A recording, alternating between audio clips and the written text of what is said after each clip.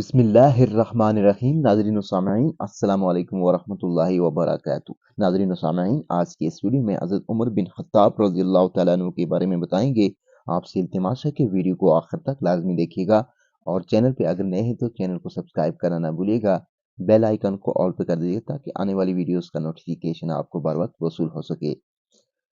آپ کا نام و کنیت ابو حفص عمر بن خطاب بن نفیل بن عبد العزی بن ریاح بن عبداللہ بن قرط بن رزاح بن عدی بن قاب بن لوی بن غالب القریشی العدوی ہے۔ آپ رضی اللہ تعالیٰ عنہ امیر المومنین، دوسرے خلیفہ راشد، صاحب کلامات اور قائد فتوحات ہیں۔ اللہ تعالیٰ نے آپ رضی اللہ تعالیٰ عنہ کے ذریعہ اسلام کو قوت بخشی۔ آپ رضی اللہ تعالیٰ عنہ نے مسلمانوں سے تکالیف دور کی۔ اللہ تعالیٰ نے آپ رضی اللہ تعالیٰ عنہ کے ذریعہ حق و باطل میں امتیاز کیا۔ بہت سے امور میں آپ رضی اللہ تعالیٰ عنہ سب کو تو اولیت رکھتے ہیں۔ آپ رضی اللہ تعالیٰ عنہ کی رائے قرآن کے موافق ہوئی۔ آپ رضی اللہ تعالیٰ عنہ کے ہاتھوں دین و ایمان کی نشر و اشاعت ہوئی۔ شیطان بھی آپ رضی اللہ تعالیٰ عنہ سے خوف زدہ ہوتا۔ آپ رضی اللہ تعالیٰ عنہ دینی تسلب اور اہمیت کے حامل تھے، لوگوں کی ضروریات کو پورا فرماتے۔ آپ رضی اللہ تعالیٰ عنہ ذی وقار اور ہیبت دار شخصیت کے مالک تھے۔ آپ رضی اللہ تعالیٰ عنہ اہل جنت کے چراغ اور لوگوں کی تکثرات سے درگزر کرنے والے تھے۔ آپ رضی اللہ تعالیٰ عنہ کے آنسوں جلد رواں ہو جاتے، چہرہ بارونق اور دلکش تھا۔ آپ رضی اللہ تعالیٰ عنہ بوڑھوں کے خادم اور مفلسوں کے مددگار تھے۔ نیز آپ رضی اللہ تعالیٰ عنہ عادل حکمران اور باکمال خلیفہ راشد تھے۔ آپ رضی اللہ تعالیٰ عنہ نے تمام غزوات میں شرکت فرمائی۔ آپ رضی اللہ تعالیٰ عنہ دین کے لیے مضبوط قلعہ تھے۔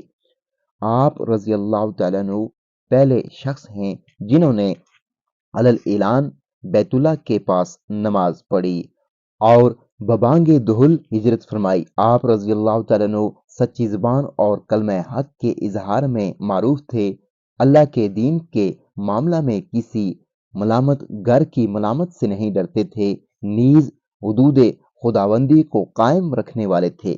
آپ رضی اللہ تعالیٰ عنہ کا نسب قعب بن لوی بن غالب پر پہنچ کر حضور اکرم صلی اللہ علیہ وآلہ وسلم کے ساتھ مل جاتا ہے۔ آپ کی ولادت عام الفیل کے 13 سال بعد ہوئی اور ہجرت سے 5 سال پہلے مسلمان ہوئے۔ حضور اکرم صلی اللہ علیہ وآلہ وسلم نے ان کے لیے دعا فرمائی کہ اے اللہ، ان دو عمروں میں سے جو آپ کو محبوب ہے اس کے ذریعہ اسلام کو قوت عطا فرما۔ ایک عمر ابن حشام اور دوسرے عمر بن خطاب۔ چنانچہ حضرت عمر رضی اللہ تعالیٰ عنہ اللہ تعالیٰ کو زیادہ محبوب ثابت ہوئے۔ آپ رضی اللہ تعالیٰ عنہ کے عظیم فضائل ہیں۔ نبی کریم صلی اللہ علیہ وآلہ وسلم نے فرمایا کہ اللہ جل شانہ نے حق بات کو عمر رضی اللہ تعالیٰ عنہ کی زبان اور دل میں رکھ دیا ہے۔ حضور اکرم صلی اللہ علیہ وآلہ وسلم نے فرمایا کہ اگر میرے بعد کوئی پیغمبر ہوتا تو عمر رضی اللہ تعالیٰ عنہ ہوتا۔ نیز آپ صلی اللہ علیہ وآلہ وسلم نے فرمایا کہ میں شیاطین انس و جن کو دیکھ رہا ہوں کہ وہ عمر کے ڈر سے بھاگ کھڑے ہوئے ہیں۔ نیز حضرت محمد صلی اللہ علیہ وآلہ وسلم نے فرمایا کہ تم سے پہلے لوگوں میں محدث ہوا کرتے تھے، اور اگر میری امت میں کوئی محدث ہے تو عمر رضی اللہ تعالیٰ عنہ ہے۔ حضرت علی بن ابی طالب رضی اللہ تعالیٰ عنہ نے فرمایا کہ ہمارے پیغمبر صلی اللہ علیہ وآلہ وسلم کے بعد اس امت کے بہترین شخص ابو بکر رضی اللہ تعالیٰ عنہ ہیں، پھر عمر رضی اللہ تعالیٰ عنہ ہیں۔ حضرت عمر رضی اللہ تعالیٰ عنہ کو بہت سی چیزوں میں دوسروں پر سبقت اور اولیت حاصل ہے، چنانچہ آپ رضی اللہ تعالیٰ عنہ پہلے شخص ہیں جنہوں نے اعلانیہ طور پر عزت کی۔ آپ رضی اللہ تعالیٰ عنہ پہلے شخص ہیں جو امیر المومنین کے لقب سے ملقب ہوئے۔ آپ رضی اللہ تعالیٰ عنہ پہلے شخص ہیں جنہوں نے ہجری تاریخ مقرر کی۔ آپ رضی اللہ تعالیٰ عنہ پہلے شخص ہیں جنہوں نے لوگوں کو قیام رمضان کے لیے جمع کیا۔ آپ رضی اللہ تعالیٰ عنہ پہلے شخص ہیں جنہوں نے قرآن جمع کرنے کا مشورہ دیا۔ آپ رضی اللہ تعالیٰ عنہ پہلے شخص ہیں جنہوں نے اپنے محافظ کو انعامات سے نوازا۔ آپ رضی اللہ تعالیٰ عنہ پہلے شخص ہیں جنہوں نے نادار اور بوڑھے ذمیوں سے جزیہ ساقط کیا۔ آپ رضی اللہ تعالیٰ عنہ پہلے شخص ہیں جنہوں نے ذمیوں کے لیے علامات واضح کیں۔ اسی طرح آپ رضی اللہ تعالیٰ عنہ پہلے شخص ہیں جنہوں نے فوجی بھرتی کو لازمی قرار دیا۔ آپ رضی اللہ تعالیٰ عنہ پہلے شخص ہیں جنہوں نے قاضیوں اور مرشدین کو لشکر کے ساتھ روانہ کیا۔ آپ رضی اللہ تعالیٰ عنہ پہلے شخص ہیں جنہوں نے مکتوب شکل میں فیصلے کیے۔